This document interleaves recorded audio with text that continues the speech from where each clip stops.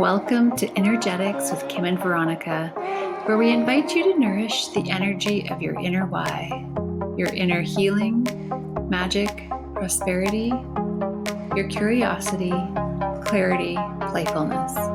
Welcome home. Hello, everyone. Hi, Kim. Hello, Miss Veronica. Hello, everyone, and welcome back. Welcome to the Energetics podcast, where we dive into anything that is inner, anything that is energetic, emotions, all of the things that help us to really create a life that we desire both internally and externally. And Kim, where can folks find you personally?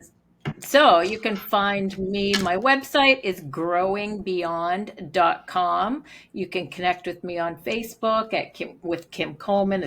Sorry, just Kim Coleman. No word, just it's Kim Coleman.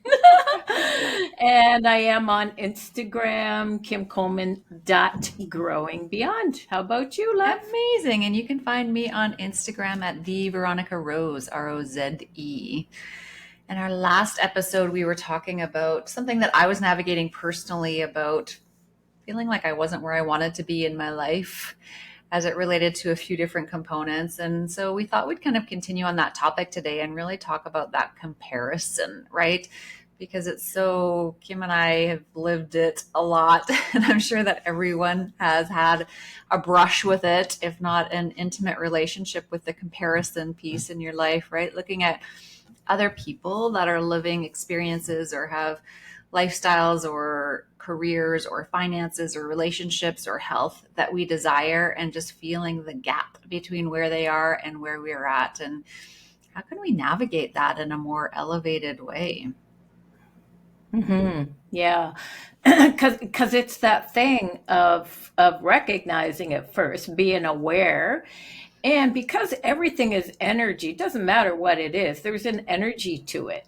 There is an energy to it, and when you really look at what is the possible uh, feel that keeps playing itself out for me, Yeah. and if it's a thought that keeps playing itself out, then that is a program that we got somewhere. Doesn't matter what the where is. It's a program that we got somewhere of not being enough, not able to have what we want. Hey, listen, it could be being a kid at Christmas time and you had your wish list and you got everything but, or there were 6 kids in my family, so sometimes my mom might get me what I wanted, but forget who she got it for by the time it was time to put it out, right?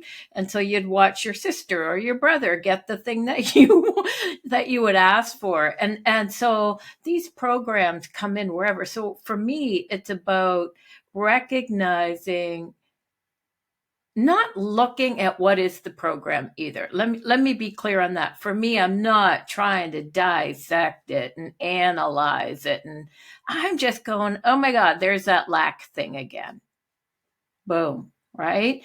And so having my feels about it and my awareness, the awareness for me is key on, oh, I'm doing that thing again. Oh, there's that thought again.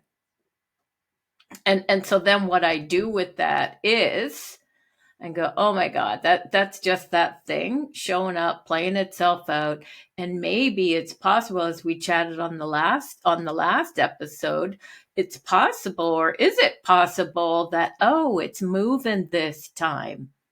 It's in my face because it's moving. But when the thing is in front of you in the moment that oh my God, how come all the good things happen for her or whatever, it's easy to then start a new narrative of, oh my God, this is never going to happen for me. My life sucks. So what about you, love? What do you do with it when it's in your face, in the Yeah, moment? it's tough, right? And I like, probably like most people, I've lived with it my whole life. And Kim and I are we would like to be very clear about the fact that all belief systems are welcome in this conversation. We are not in any way looking to project or suggest that anyone should believe anything about the way life works. We're all about, like, regardless of your belief system, what's a really elevated and helpful way to navigate this life.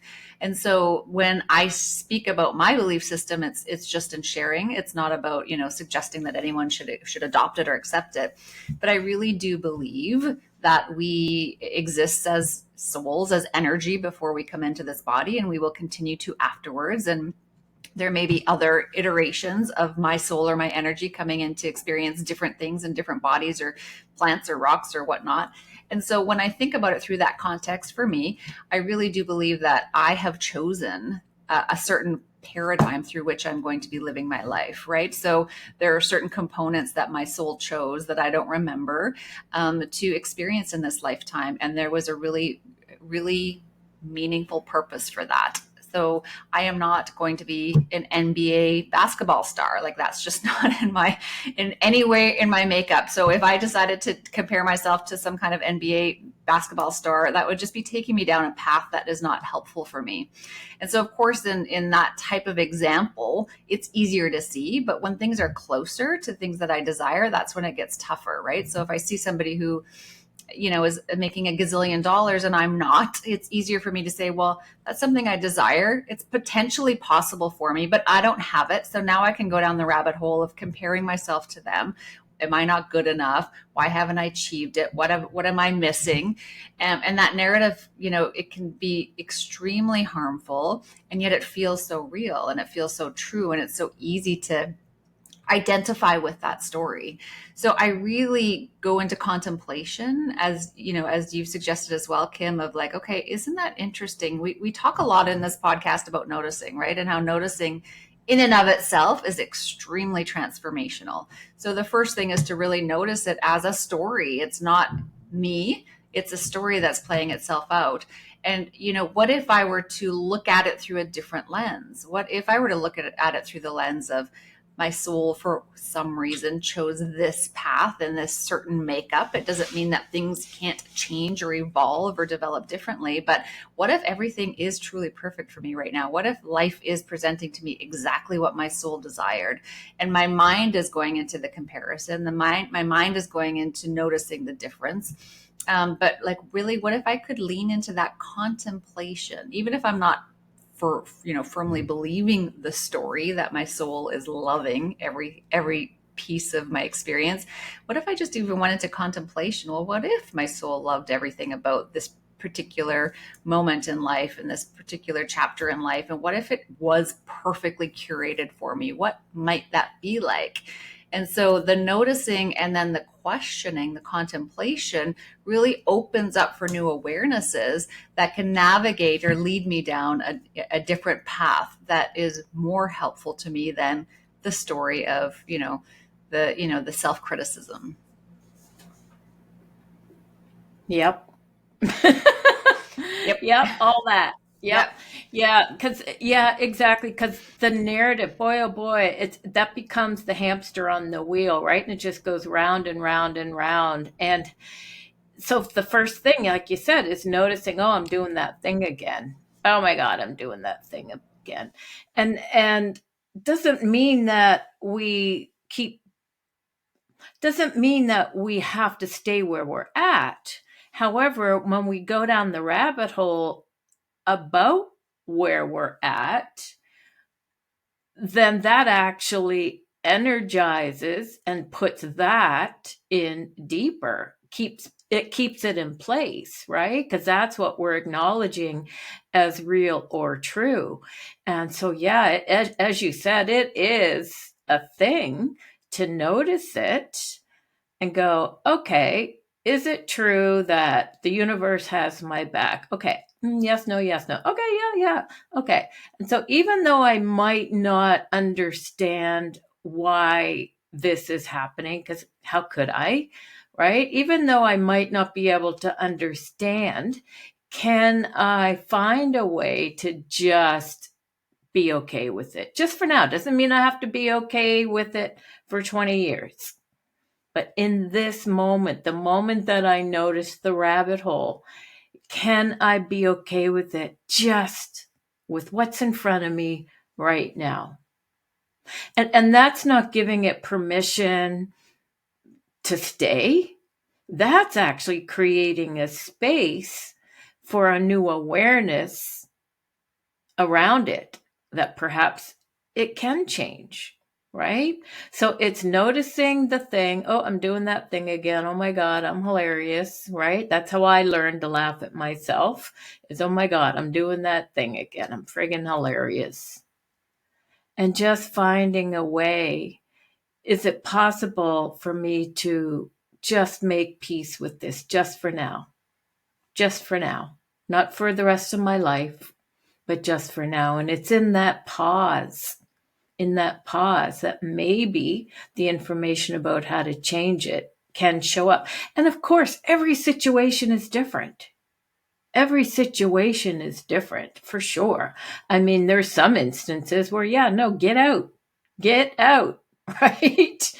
If you're in an abusive relationship and it's come to your awareness that you've done everything, and if you're going to stay, you're going to die, then that get out if that's your choice, right? Oh, look at that. One of my lights went out. Oh, I love that. That's so cool when Are you going to that be at happens. peace with that? Yeah, remember when that happened on yours? Now it's happening on mine. I love it. I love it. Cool. Yeah, and so, it is the surrendering to what is without giving up. It's not about giving up, right? Um yeah, and like you said, we have no idea. I don't have any idea, the details of what my soul or whatever you want to call it came down here to experience. All I know is I'm doing my best with what I have. And that is also for me, it's about, am I doing my best? Yes, I am. Is there something else possible here without me, pushing myself over an edge, which I've done that too, trying to make things work that maybe they weren't in alignment to work. Maybe that's why they didn't work. Maybe I was thinking too small. Maybe I went left when I should have went right. And so can I be at peace with where I am right now? It's not a race, right? It's not a race. And when I pause with the moment I'm in, then I might have more awareness of the now what. Absolutely. Yeah. I love that. The pause is so crucial.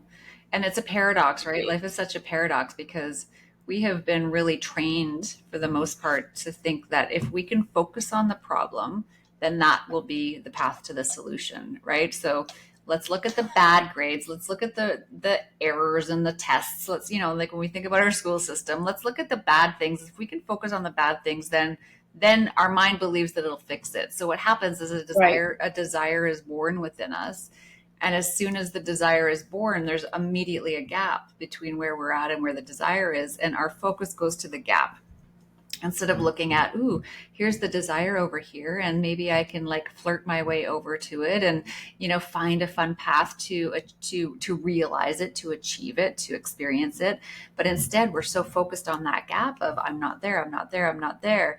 And sometimes our mind can say, yeah, but it's been a decade, right? It's been a long period of time, so it really tries to convince us to focus on that gap. But what if there are people that are experiencing things we desire, and the fact that they came into our awareness is a reminder of the desire, and that's it? Oh, I What if like that. yeah, and what if it's just a reminder of the desire, and an awareness of opportunities of things we can choose to flirt with in life, to lean towards in life, instead of an awareness of the gap. But our mind goes to the gap, and that's where all of the problems occur. And that's Mhm. what, like, what you just said, that's where we get locked in to what we've decided we no longer want, is by focusing on the gap instead of flirting with a desire.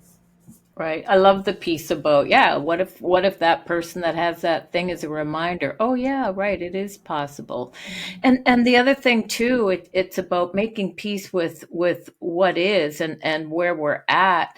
You know, um we've been so trained, if you will, or programmed or witnessed to look for what isn't working, with the thing that if I can find what's not working and fix it or clear it or heal it, then everything will be fine. But actually, what we're doing is we're down the rabbit hole looking for the carrot, right? And what if instead of that, what if we were able to look at what we do have and find the little tiny nuggets in that, even if it's this what seems like a stupid small thing, right?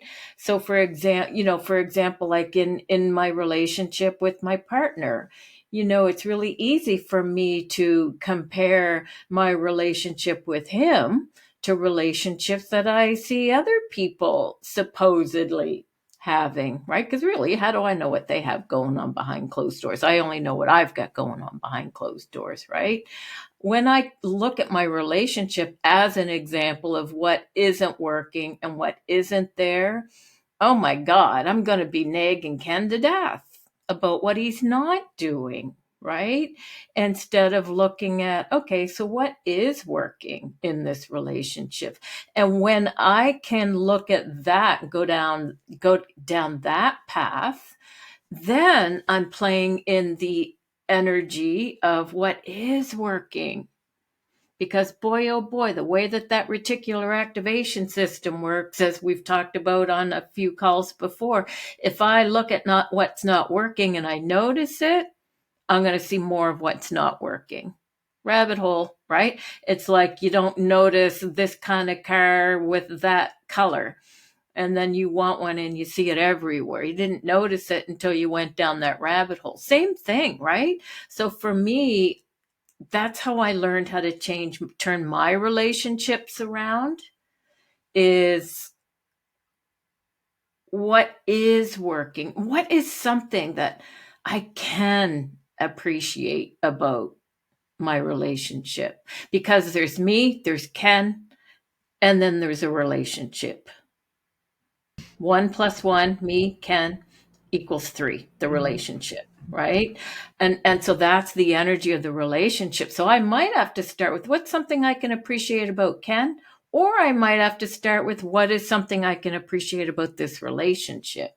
What's something I can appreciate about me in this relationship? I'll give you a quick story of I remember when I was married years ago, many years ago, and oh my God, like I had totally lost respect for this person, right? I had totally lost respect for this person. I was like, okay, they say once it's gone, it's gone. And I'm like, I had to challenge that.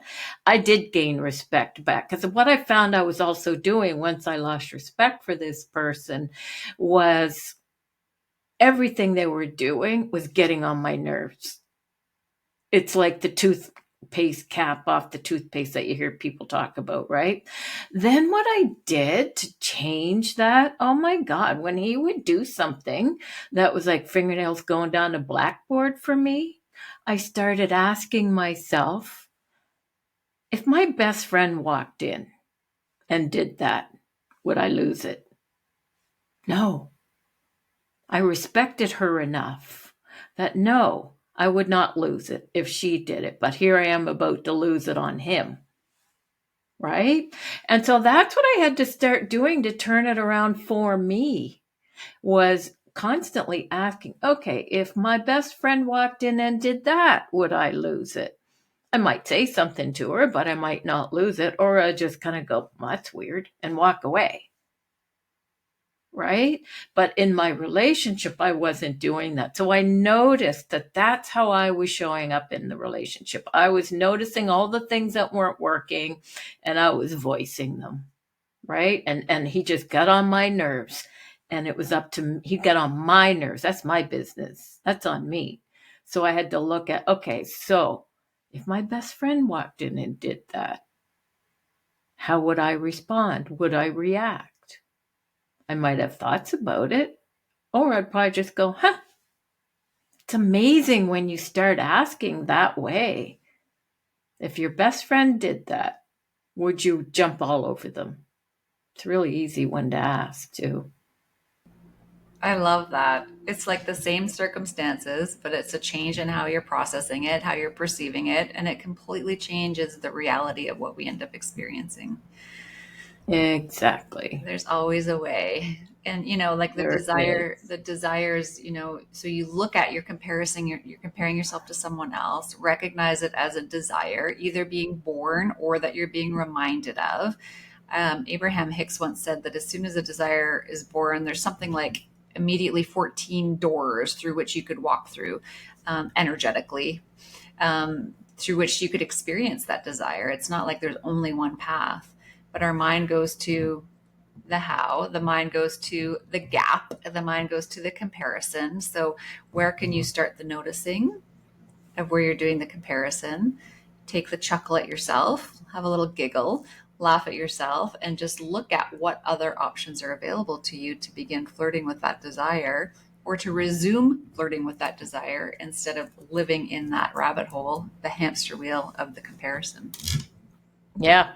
And you know what? This is just for people who want to create something different, right? If you're loving everything, and then just that's fine. But if you're looking to create something different, it's got to start with us. It really does. Yeah. It really does. We got to look at what's going on inside. And listen, everybody, if you like what you're hearing, please let your friends know, share, like, do a rating, whatever, subscribe, whatever it is that your system, whatever way you're following, whatever it offers. We're Yeah. asking you to give us some love.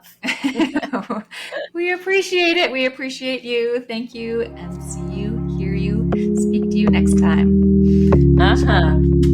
Ta-ta for now.